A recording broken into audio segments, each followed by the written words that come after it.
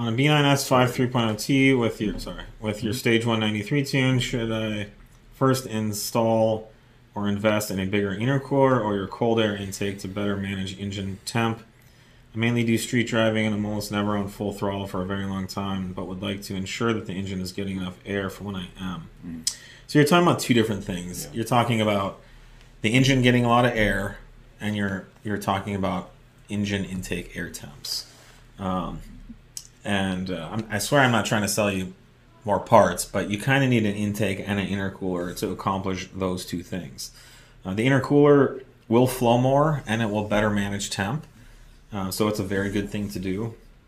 But the intake also ensures that you get more cold air, and there are verifiable power gains with the intake once you have the tune. So ideally I would say do both. The order you do it in won't matter too much. You'll like 6 of one, half a dozen the other. You'll get benefits from doing either. Since you're never on full throttle for a long time, I might steer you towards the intake first.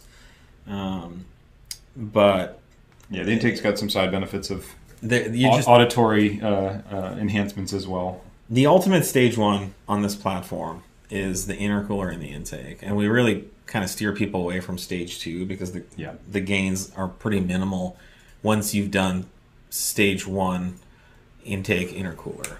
We used to have a name for that, but then the name got given to something else.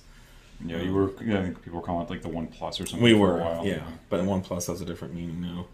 But you can't go wrong with either one. It's tough. I don't know. It's like, you're eating a hot dog. Should you have it with ketchup or mustard? And depending on where you're from, that could be a heated question. Big deal. But in general, people like both. Will we need revisions on the RS5 tune once the Super Duper inlet is released?